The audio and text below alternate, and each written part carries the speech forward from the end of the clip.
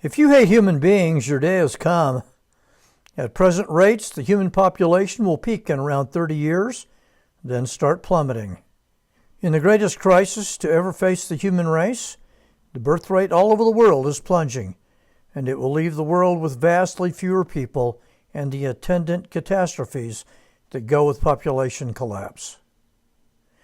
Other than the possibility of all-out nuclear exchange, the declining birth rate all over the world is the greatest threat to humanity.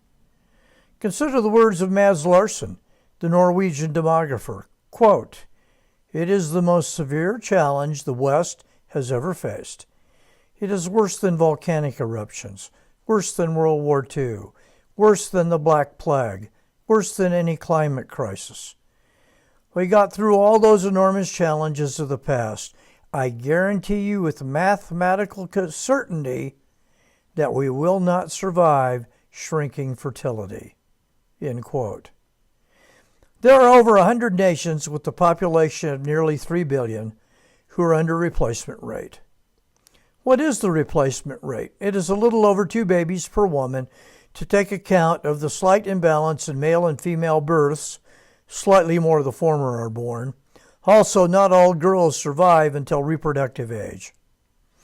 If a nation is under replacement rate, the women in those societies are not having enough babies to keep their population stable.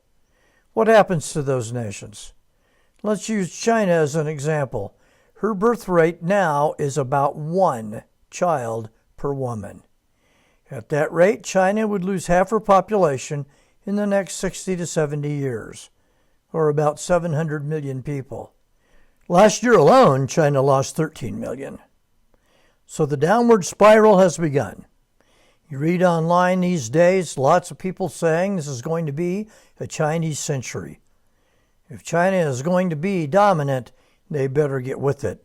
For the next 50 years, China will be aging rapidly, so she would have an ever-increasing proportion of elderly in her population.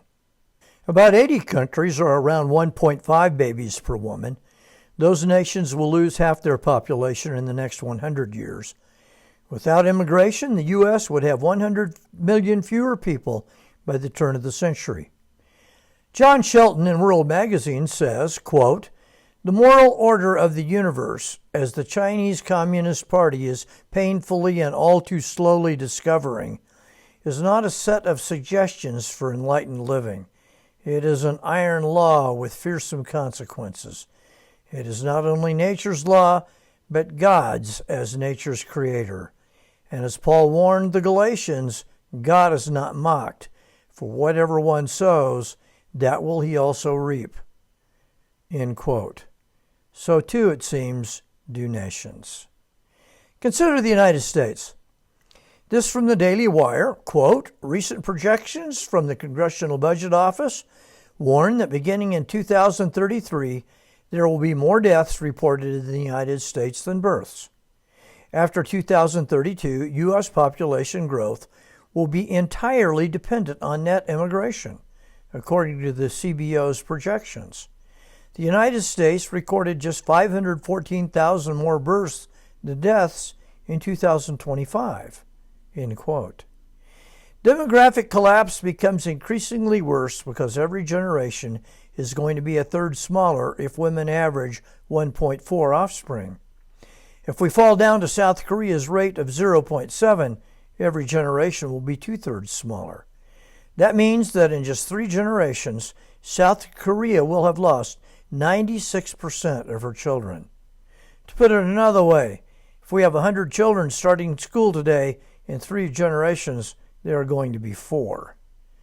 The modern world is moving towards self-eradication. And consider the trend in some countries with fertility rates still above replacement levels. India, 2.3 today, down from 4.0 in 1990. Indonesia, 2.3 today, down from 3.1 in 1990. Argentina, 2.3 today, down from 3.0. Mexico's 2.1 today, down from 3.5 in 1990. Africa is the only continent where high fertility remains the rule, but it is dropping there as well. The average fertility rate is now 4.2, down from 6.0 in 1990. Since 1950, the birth rate for the entire world has been cut in half. What are the consequences of the birth dearth? A falling birth rate threatens economic and social stability. Again, Mads Larsen gives the example of Norway. With a lot fewer children being born, there will be a lot fewer children in elementary school than later in high school and universities. So every part of society is just going to keep shrinking. And then when they enter the workforce, Larsen observes, Norway will not have enough workers to uphold those necessary social structures. There won't be enough nurses, there won't be enough teachers, etc. The first and immediate impact of the birth dearth is the gradual and ongoing aging of the population. A 2020 paper in the British medical publication The Lancet looks ahead to the year 2100 and sees a shrinking global population. According to the study's projections, world population will peak at about 9.7 billion in 30 years and then fall to 8.8 billion by the end of the century. In that world, the populations of Japan, Thailand, and Spain will have dropped more than 50%. China's population will also have been cut nearly in half. The U.S. will be able to break even, but only because of immigration. The U.S. birth rate is way below replacement level, just like every other developed nation in the world. Another interesting consequence, and one that should put fear into the hearts of liberals, is the emergence of the vast birth rate differences across the nation's red state, blue state political map. Based on estimates derived from census data, the average woman in the city of Seattle will have about one child over her lifetime, while her Dallas counterpart will have 2.2. You can imagine what that would do to voting dynamics in another generation. Children, by the way, tend to vote like their parents. In America, red states have a lot more children than blue states. Christians have twice as many children as atheists. And by the way, almost all atheists are to the left politically. That will obviously affect voting patterns and elections in the future. A further consequence, long-term population decline would make federal programs like Social Security and Medicare unsustainable. That is, if they're sustainable now. Those programs are something of a Ponzi scheme, dependent on young men and women to enter the system in order to prop up their aging elders. The aging problem the U.S. is beginning to face is already a gigantic problem for China. Who will care for the elderly? Right now, China has about 5 working adults to support 1 retiree. In 20 years, that's going to crash. China will have 1.6 adults to support 1 retiree. That is obviously unsustainable. I remember watching a film 50 years ago called Logan's Run. In it, when people reached the age of 30, they were killed off. That dystopian science fiction world is threatening to become reality. Another problem that may not have occurred to you, demographers warn that the birth dearth will lessen innovation as creative young adults become scarcer. Youth obviously have more energy, but they also take more risks and are more likely to come up with new ideas. Even today, foolishness abounds. More people worry about overpopulation than the birth dearth. That's insane. Overpopulation is a non-existent problem and always has been. I am fascinated by the kind of rhetoric even Christian writers use. People blather on about overpopulation without ever bothering to define it. And far more people worry about climate change, another non-existent problem. But even if catastrophic climate change were a real problem, it wouldn't matter much if there are no people in the world. An aging population slows economic growth. For example, a 10% increase in the share of the U.S. population 60 years and older reduces per capita GDP by 5.5%. People become less productive as they age. One of the tragic unforeseen consequences of suppressing population is gender imbalance. Mei Fong, writing for NPR, says, quote, China has 30 million more men than women, 30 million bachelors who cannot find brides.